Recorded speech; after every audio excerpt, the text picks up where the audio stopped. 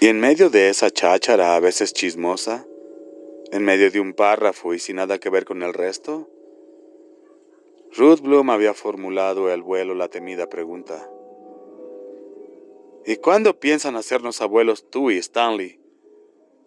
Ya estamos listos para empezar a malcriar al bebé. Pero si no te has dado cuenta, Patty, nos estamos volviendo viejos.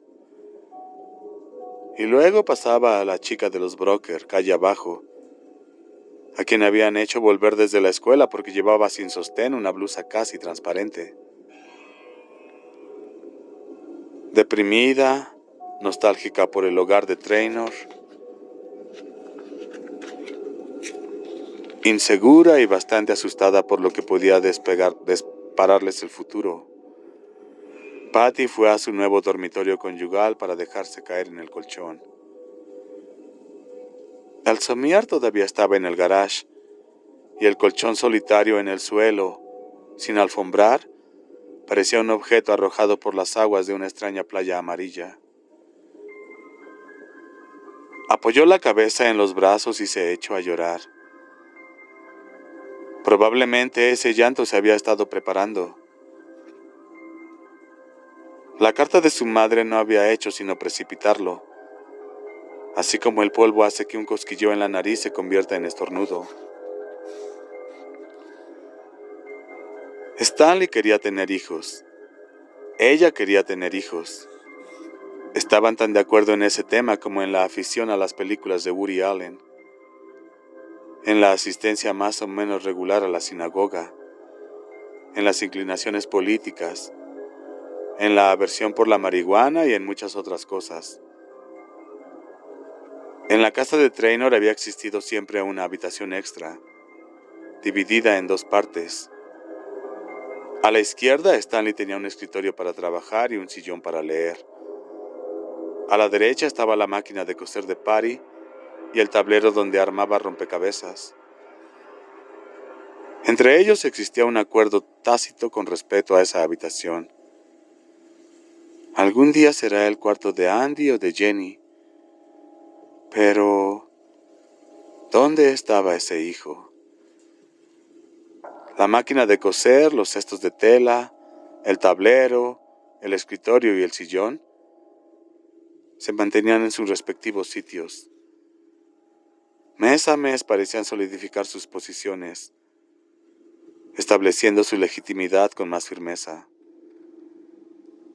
Eso pensaba ella, aunque nunca llegaba a cristalizar la idea.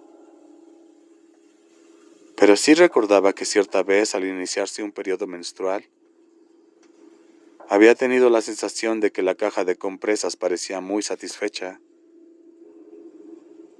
como si las toallitas acolchadas la estuvieran diciendo: «Hola, Patty, somos tus hijos, los únicos hijos que tendrás, y tenemos hambre.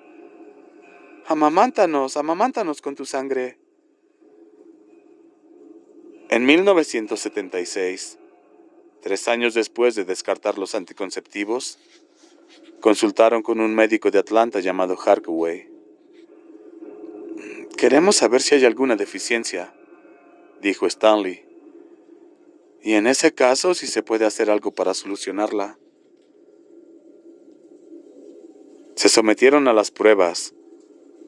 Se demostró que el esperma de Stanley y los óvulos de Patty eran normales, y que todos los canales necesarios estaban abiertos. Harkaway, que no lucía anillo matrimonial, pero sí el rostro agradable y rubicundo de un universitario tras las vacaciones de invierno, les dijo que quizás solo fueran nervios, que ese problema era bastante común, que en esos casos solía producirse un correlativo psicológico semejante a la impotencia sexual. Cuando más se deseaba, menos se podía. Era preciso que se relajaran y se olvidaran de la procreación cuando hacían el amor. En el trayecto de regreso a casa, Stan iba ceñudo. Patty le preguntó qué le pasaba. «Yo nunca hago eso», dijo él. «¿Qué cosa?» Pensar en la procreación durante... Patty se echó a reír, aunque se sentía algo asustada. Esa noche en la cama, cuando creía que Stanley dormía desde hacía rato, este empezó a hablar en la oscuridad. Aunque su voz era inexpresiva, sonaba ahogada por las lágrimas. «Soy yo», dijo. «Es culpa mía». Patty se volvió hacia él, lo buscó a tientas y lo abrazó. «No seas tonto», dijo. Pero su corazón palpitaba deprisa, demasiado deprisa. Era como si Stan hubiera descubierto una convicción secreta que ella guardaba sin saberlo.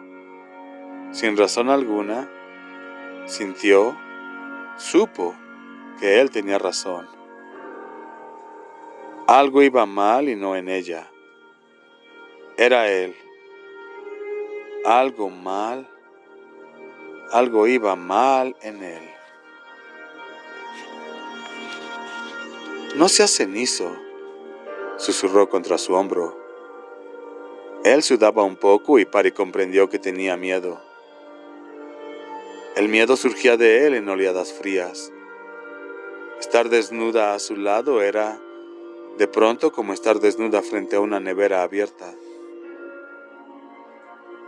«No soy cenizo y no soy tonto», dijo él con voz áspera y ahogada de emoción.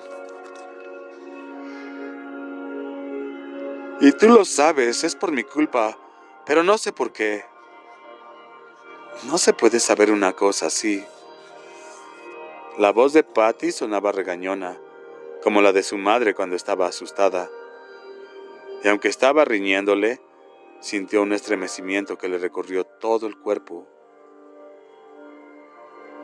Stanley la estrechó entre sus brazos. «A veces creo saber la causa», dijo. «A veces sueño algo desagradable. Entonces despierto y pienso, ya sé que va mal. No solo el hecho de que tú no quedes embarazada, sino todo lo que va mal en mi vida».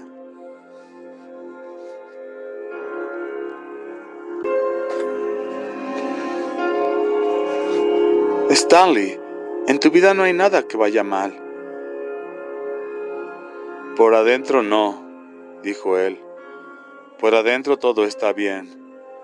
Hablo de fuera. Algo que debería haber terminado y que no terminó. Cuando despierto de esos sueños pienso, toda mi vida no ha sido sino el ojo de una tormenta que no comprendo. Tengo miedo, pero entonces se desvanece como los sueños». Ella sabía que a veces Stan tenía sueños agitados. En 5 o 6 oportunidades la había despertado gimiendo. Cuando tendía la mano hacia él, interrogándolo, él decía siempre lo mismo: «No me acuerdo». Luego buscaba los cigarros y fumaba sentado en la cama, esperando que el residuo del sueño resumara por sus poros, como un sudor enfermizo. No hubo hijos. En la noche del 23 de mayo de 1985, la noche del baño, los consuegros todavía esperaban que les convirtieran en abuelos. El otro dormitorio seguía siendo el otro dormitorio. Las compresas seguían ocupando su sitio acostumbrado en el armario. Bajo el lavabo, la regla aún hacía su visita mensual. La madre de Patty, ocupada con sus propios asuntos, pero no del todo ajena al sufrimiento de su hija, había dejado de preguntar en sus cartas, y cuando la pareja viajaba a Nueva York 2 veces al año, Ya no había comentarios humorísticos sobre la vitamina E que debían tomar. También Stanley había dejado de mencionar el asunto, pero a veces, cuando Patty lo observaba sin que él lo supiera, le descubrió en la cara una gran sombra, como si tratara desesperadamente de recordar algo.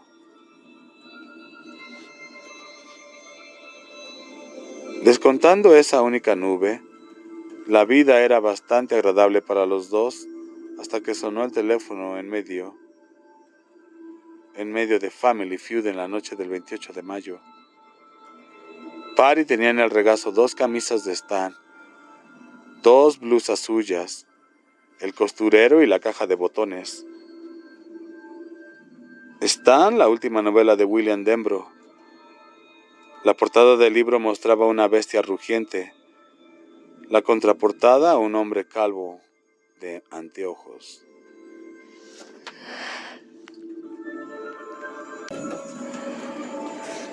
Stan, que estaba más cerca, contestó la llamada. ¿Sí? Una línea profunda se le formó entre las cejas. ¿Quién es usted? Por un instante Patty sintió miedo. Más tarde la vergüenza la haría mentir, decir a sus padres que había presentido algo cuando sonó el teléfono. En realidad solo hubo ese instante, ese único levantar rápidamente la vista de su costura. Pero tal vez era cierto.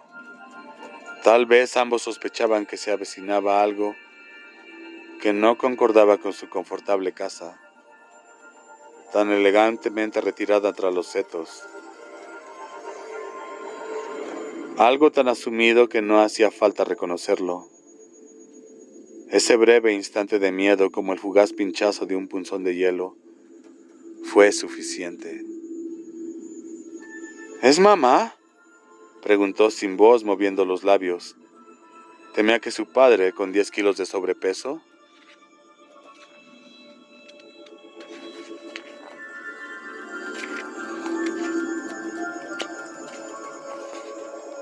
y propenso a lo que él llamaba dolores de barriga desde los 40 años, hubiera sufrido un ataque al corazón. Stan meneó la cabeza y sonrió levemente. ¿Tú? Vaya, qué sorpresa, Mike. ¿Cómo es que...? Volvió a guardar silencio, escuchando, mientras su sonrisa se desvanecía. Patty reconoció su expresión analítica, la que revelaba que alguien estaba planteando un problema explicando un súbito cambio en determinada situación, explicando algo extraño e interesante. Probablemente se trataba de eso último, pensó ella. ¿Un cliente nuevo? ¿Un viejo amigo? Tal vez. Volvió su atención a la pantalla del televisor donde una mujer abrazaba a Richard Dobson para besarlo apasionadamente. Richard Dobson debía de recibir más besos que el anillo del Papa. A ella no le habría disgustado besarlo. Mientras rebuscaba un botón negro igual a los de la camisa de Stanley, Patty notó que la conversación discurría con normalidad. En cierto momento Stanley preguntó: ¿Estás seguro, Mike? Y luego, tras una larga pausa: Está bien, comprendo. Sí, voy a... Sí, todo. Entiendo, yo... ¿Qué? No, no puedo prometerte exactamente eso, pero lo pensaré. Ya sabes que... ¿Ah? ¿De verdad? Por supuesto, sí, claro que sí. Sí, claro, gracias. Sí, adiós. Y colgó. Patty lo miró y vio que estaba con la vista perdida en el vacío sobre el televisor. En la pantalla el público aplaudía y la familia Ryan, que acababa de anotarse 280 puntos, La mayoría de ellos por adivinar que el público respondería matemáticas a la pregunta ¿qué asignatura le gusta menos al niño de la familia? Los rayas saltaban y daban gritos de júbilo. Stanley, en cambio, tenía el entrecejo fruncido. Más tarde, Patty diría a sus padres que lo había visto palidecer, y era cierto. Pero no agregó que en ese momento le había parecido solo un efecto de la lámpara que tenía en pantalla de vidrio verde. ¿Quién era Stan? ¿Qué? Se volvió y la miró. A Patty le pareció que estaba abstraído, ligeramente fastidiado. Solo más tarde, al evocar la escena una y otra vez, empezó a comprender que Stan se estaba desconectando lentamente de la realidad. Su cara era la de un hombre saliendo del azul del cielo hacia el negro de la nada.